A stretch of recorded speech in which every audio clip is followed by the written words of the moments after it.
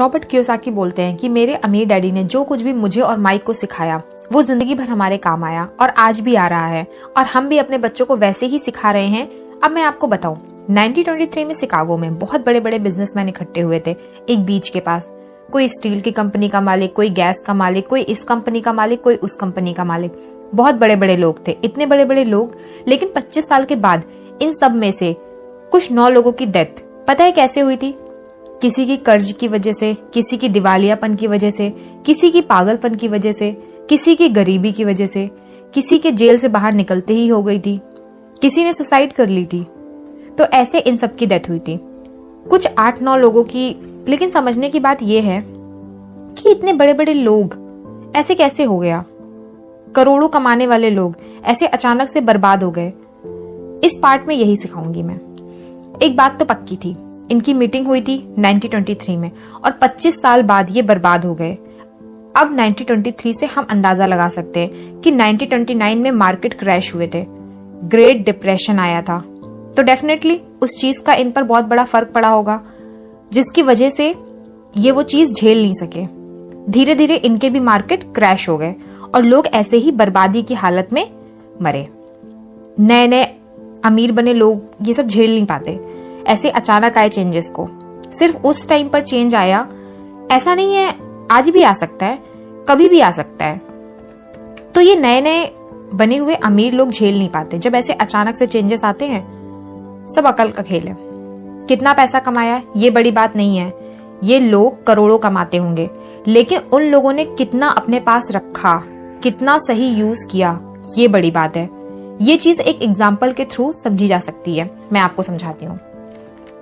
कई लोग होते हैं जो रातों रात अमीर बन जाते हैं। कोई लॉटरी वगैरह खुल जाती है, ऐसा होता है, रातों रात उनकी लॉटरी लग गई और वो अमीर बन गए एक रात में।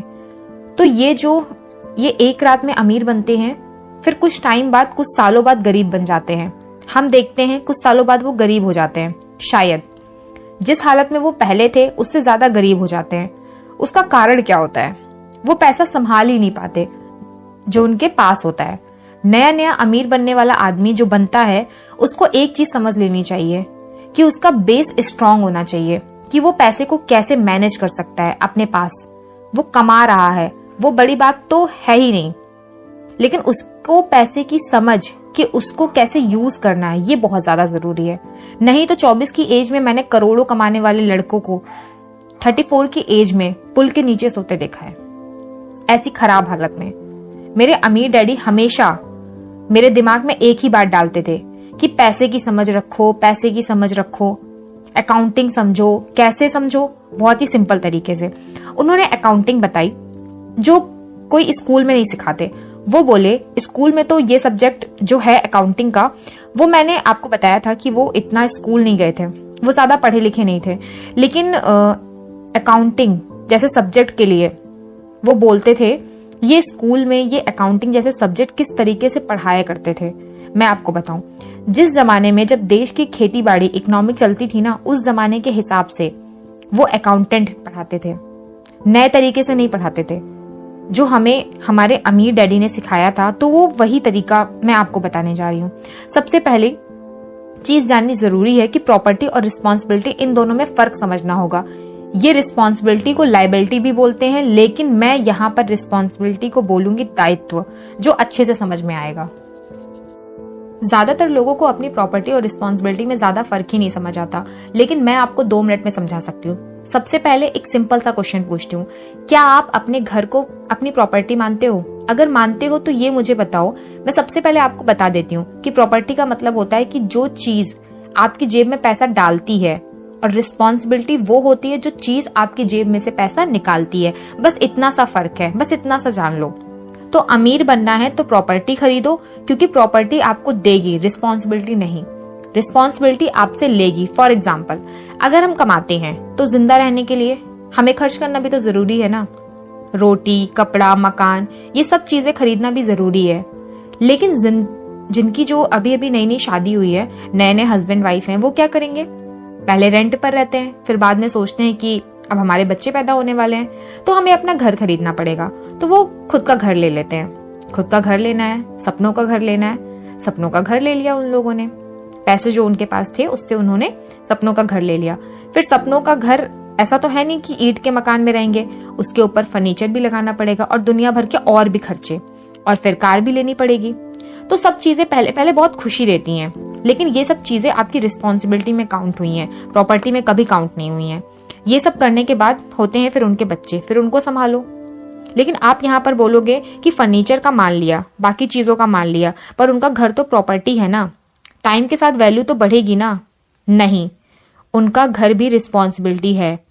कैसे, ये मैं आपको बताऊंगी। सबसे पहली चीज तो लोगों को भेड़ चाल चलने का बहुत शौक है। वो बोलते हैं ना कि आपका घर सबसे बड़ी पूंजी है, सबसे बड़ी प्रॉपर्टी है आपका घर, तो घर पे इन्वेस्ट करो। टाइम के साथ में घर की वैल्यू बढ़ेगी। लोन लेके सबसे पहले घर लो, फिर सालों तक लोन चुकाते रहो और एक दिन तो घर आपका हो जाएगा और तब तक घर की कीमत भी बढ़ जाएगी। ऐसा बोलकर भेड़ चाल चलते हैं, भीड़ के साथ चलते हैं लोग और घर में इन्वेस्ट कर देते हैं। आपका खरीदा हुआ घर आपकी प्रॉपर्टी नहीं है, आपकी रिस्पॉन्सिबिलिटी है। अब यहाँ पर सॉरी मुझे मालूम है कि घर एक इमोशनल चीज होती है और लोग थोड़े इमोशनल हो जाते हैं घर को लेकर, लेकिन नहीं है। प्रॉपर्टी आपका घर नहीं है, क्या करें। खरीदना जरूरी है, मैं ये जानती हूँ, अपना घर खरीदना जरूरी है, लेकिन उसे प्रॉपर्टी में काउंट कर ही नहीं सकते क्योंकि वो रिस्पॉन्सिबिलिटी है। घर खरीदने के बाद काम खत्म नहीं होता, उसके आगे कुछ नहीं, ऐसा नहीं होता कि उसके आगे भी उसमें खर्चे लगते हैं, उसके आगे भी उसमें खर्चे होते हैं, उसके साथ जुड़े हुए और भी खर्चे होते हैं। इसमें घर में पैसा जेब से निकलता है, ये आपकी प्रॉपर्टी नहीं है, ये आपकी रिस्पॉन्सिबिलिटी है जो आपकी जेब से पैसा निकालती है। अब मुझे मालूम है कि बहुत सारे लोग इस बात पर एग्री नहीं करेंगे क्योंकि घर एक बहुत इमोशनल चीज है। इमोशंस जब बढ़ जाते हैं तो पैसे की समझ को दबा देते हैं, उस वक्त आपके इमोशंस हावी हो जाते हैं आप पर। अब ठीक है, घर को अगर आप प्रॉपर्टी मानते हो तो इस प्रॉपर्टी पर टैक्स लगता है, ये प्रॉपर्टी लेने के बाद इस पर प्रॉपर्टी टैक्स लगता है। और क्या गारंटी है कि ये जो घर तुमने लिया है इसकी कीमत बढ़ेगी ही, क्या गारंटी है। $10 लाख का लोन लेके घर लिया, जब तक लोन पूरा हुआ तब पता चला, जब तक कर्जा पूरा हुआ तब तक पता चला कि घर की कीमत $7 लाख ही है और बाकी के $3 लाख की हमने तो फालतू में ही मेहनत की। तो दिया क्या इस घर ने, दिया क्या, कुछ नहीं दिया। तो ये कहां से प्रॉपर्टी हुई। और ऊपर से घर खरीदते ही आपका सारा पैसा फंस जाता है, फिर आप क्या करोगे। आप घर चलाने के लिए काम करोगे, हाथ पैर मारोगे, पैसा कमाओगे, हाथ में पैसा होगा ही नहीं तो दूसरी प्रॉपर्टी में कहां से इन्वेस्ट करोगे। घर खरीदने में जल्दी दिखाने से पहले हमें दूसरी प्रॉपर्टी में इन्वेस्ट करने में टाइम लगाना चाहिए।